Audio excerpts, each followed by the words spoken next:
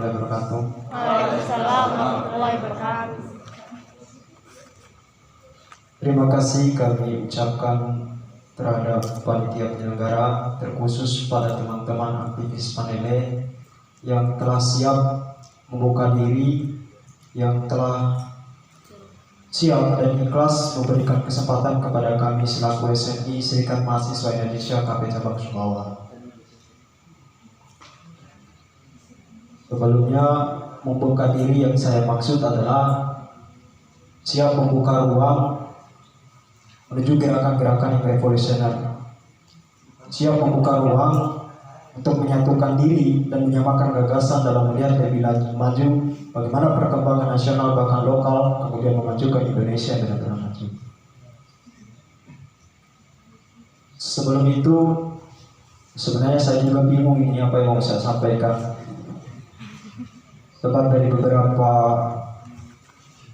gambaran dan uraian pimpinan-pimpinan besar yang berasal dari organisasi yang luar biasa ini, sebenarnya semuanya sudah terangkum sebenarnya soal kondisi nasional bahkan sampai lokal hari ini, kawan-kawan.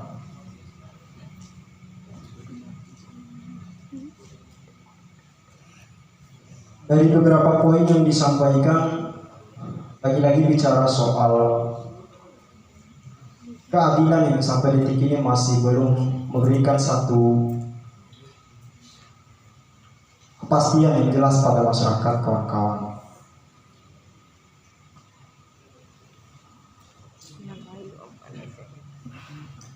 Dalam tema yang cukup menarik saya kira, yaitu menilik keadilan di tanah Samawa, luar biasa temannya.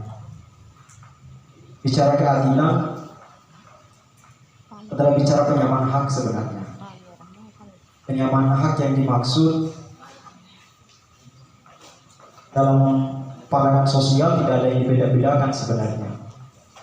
Baik dia golongan petani, golongan buruh, golongan nelayan, golongan kaum miskin kota, bahkan sampai pada perempuan yang menjadi pelacuran di kota-kota besar mesti diperhatikan kalau memang bicara keadilan. Sebelum saya lanjut lebih jauh, yang pertama secara kepribadian saya paling benci intelektual yang menani dalam forum ilmiah. Setiap ungkapan yang dirumuskan dalam bentuk teoritis bahkan wacana-wacana itu mesti ditindaklanjuti, itu harapannya. Oke, kita bicara keadilan. Posisi Indonesia atas desakan ekonomi neoliberalisme yang mengharuskan terjadinya monopoli pasar besar-besaran, mau gak mau Indonesia menjadi negara yang merupakan benteng perekonomian negara-negara dunia, kawan-kawan. Di internasional misalnya kita evaluasi perang yang terjadi, perang dagang yang terjadi antara Cina dan Amerika sampai detik ini belum berakhir, kawan-kawan. Keberadaan The Fed, Bank Internasional, mencoba untuk memanfaatkan kedua negara yang sedang berseteru secara perdagangan, kemudian mencoba merumuskan satu program neoliberalisme untuk monopoli dan menjalankan mekanisme pasar bebas dari berbagai negara-negara berkembang, kawan-kawan. Indonesia sejak terikat dalam perjanjian ekonomi neoliberalisme internasional yang kita kenal dengan LOL, MEF, yang bicara soal bagaimana mengakses satu kekayaan yang benar-benar menumpuk dalam suatu negara berkembang, kawan-kawan. Dalam perjanjian perekonomian dunia yang baru saja saya sampaikan, ternyata meliputi beberapa poin yang juga menjadi dampak besar sebenarnya bagi kemajuan Indonesia, kawan-kawan. Pertama soal dilegalkan proses dagang berdagang, dilegalkan soal pembukaan keran bagi masuknya investor yang mau tanam saham di dalam negeri, kawan-kawan. yang justru kalau kita analisis daripada perjanjian itu justru akan mengantarkan Indonesia pada jurang kemiskinan, kawan-kawan. Semenjak Indonesia memperlakukan MEA, masyarakat ekonomi ASEAN, pada tahun 2016, yang motif utama negara kita adalah bagaimana mendorong kawasan Asia agar benar-benar sadar secara perekonomian, yang mau memang dikategorikan bahwa masyarakat yang kemudian bertaruh secara perekonomian. Tapi lagi-lagi motif itu tidak kesampaian, kawan-kawan. Seperti yang dibahasakan oleh pimpinan Abdul tadi dan pimpinan-pimpinan lainnya yang juga bicara soal kapitalisme.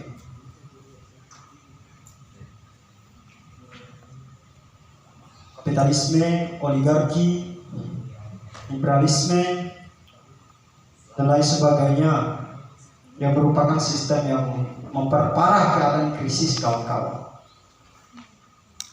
Semenjak Indonesia memperlakukan MEA, masyarakat ekonomi ASEAN, yang meliputi kawasan Asia,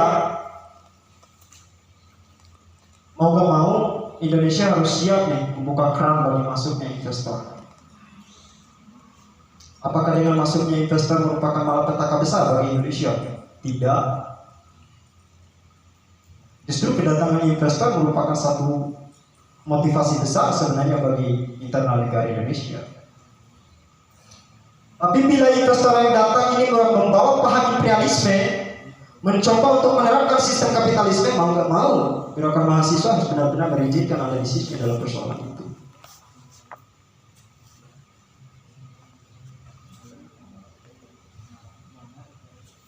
Kemudian kita melihat di tingkatan nasional, kawan-kawan. Ada undang-undang PMA di penanaman modal asing.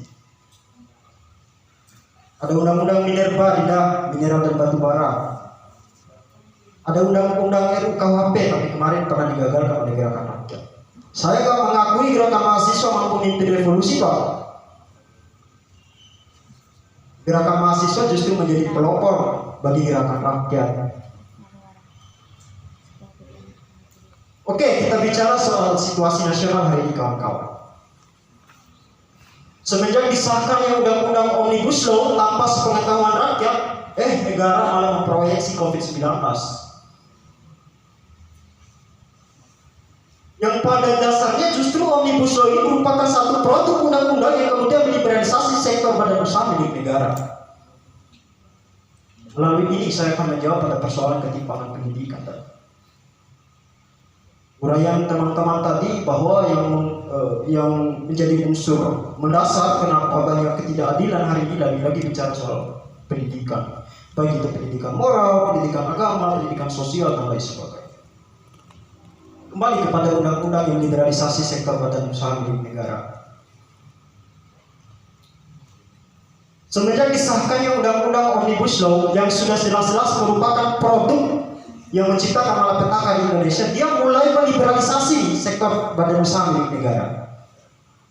Oke, kita lirik apa-apa saja yang ada dalam sektor badan usaha milik negara, kawan-kawan. Ada pendidikan adidah yang merupakan sarana pembebasan umat manusia dari ketertindasan. Ada pendidikan adidah yang merupakan sarana reproduksi ideologi yang kemudian menjadi tandingan bagi percokolnya sistem kapitalisme dan oligarki hari ini. Investor asing, katakanlah kapitalisme, katakanlah imperialisme, katakanlah oligarki, hari ini berlomba-lomba merebut pendidikan. Kita mengakui, bahkan sering menggaungkan dalam orator-orator ilmiah bahwa pendidikan ini mesti diperhatikan oleh negara.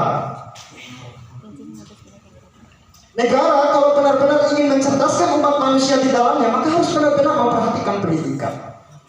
Nanti kita bicara soal ketidakadilan di tingkatan pemerintahan. Nanti kita bicara soal hilangnya rasa kemanusiaan di lingkungan sosial. Oke, mari kita fokus pada urusan kemahasiswaan.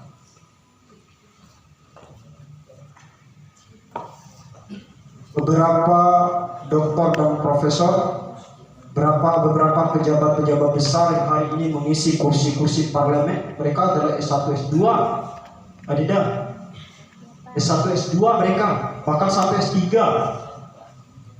Tapi masih saja wataknya watak individualis, prakteknya praktek korupsi. Oke, kita mengakui reformasi adalah semangat penuntasan korupsi. Tapi kasus korupsi hari ini sudah dihilangkan enggak? Sudah benar-benar mampu ditumbangkan enggak?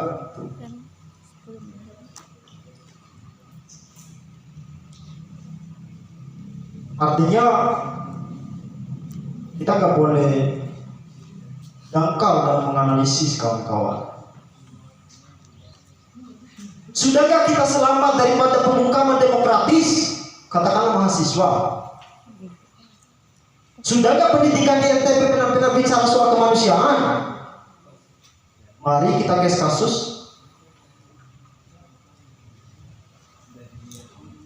Terlalu jauh kita bicara soal lingkungan yang tidak diperhatikan oleh pemerintah, tidak. Mari kita bermain di ranah yang paling dekat dengan lingkungan kaum ilmiah dan intelektualitas itu sendiri. Lagi-lagi keserakahan di tingkatan ekonomi, buruknya dinamika politik, kemudian anehnya perkembangan budaya, lagi-lagi karena pendidikan tidak menjawab itu semua. Apalagi ini ada revolusi industri 4.0, kawan-kawan. Ada COVID-19 yang merupakan momok perbincangan publik yang hari ini ikut berdampak besar pada pendidikan. Guru nggak disuruh istirahat itu kerja, pasar masih aktif itu bekerja. Tapi kok pendidikan malah dikunci mati, malah dikarantina, malah diadakan perkuliahan online. Revolusi industri 4.0 dalam bahasa Kevin Putra Angkasa itu adalah tahapan prakondisi bagi keberadaan negara baru yang kemudian akan menciptakan penindasan baru. Mau uji? Anak SD sekarang sudah cerdas loh, pegang HP. Apalagi mahasiswa gitu, kawan.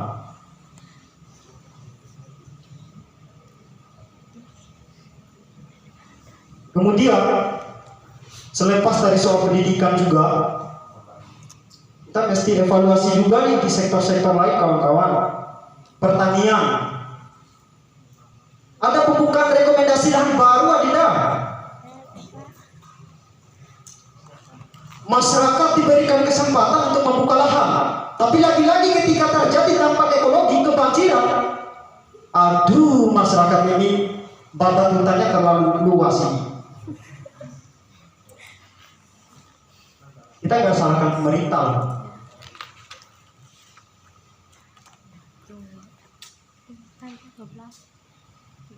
Petani diberikan kesempatan melalui rekomendasi pembukaan lahan baru,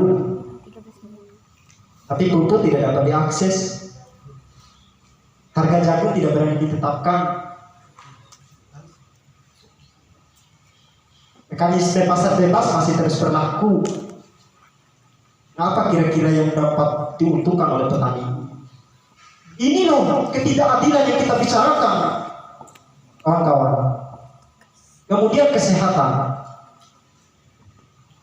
Oke. Dalam beberapa teori kita temukan bahwa ternyata negara telah melepas tangan pada sektor yang telah liberalisasi di badan usaha milik negaranya tadi. Katakanlah kesehatan. Praktek kesehatan hari ini tidak lagi memperlihatkan prinsip kemanusiaan, kawan-kawan. Saya evaluasinya keseluruhan ya, tingkatan nasional ya, enggak sebatas Sumbawa, kawan-kawan. Ternyata dibeda-bedakan loh, kawan-kawan. Dilihat dulu jenis BPJS-nya ini berbayar nggak sih, gitu? Gratis nggak sih? Gitu?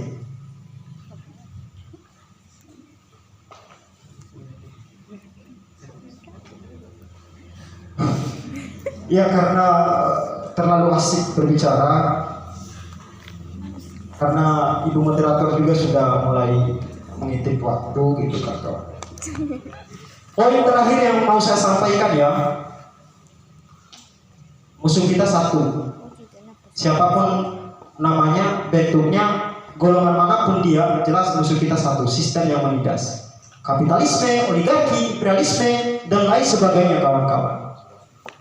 Nah, apa yang menjadi pesan terindah yang mesti saya rumuskan dalam lingkaran intelektualitas ini ialah nggak usah terlalu onani. Kita kaum intelektual, berani nggak kita buka ruang?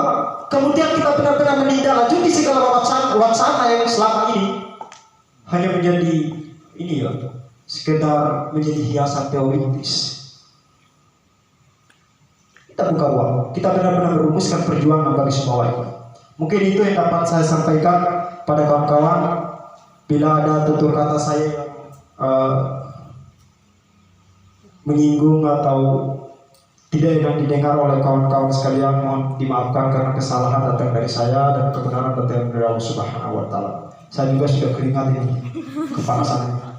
Ya, wabillahi taufiq wal hidayah. Assalamualaikum warahmatullahi wabarakatuh.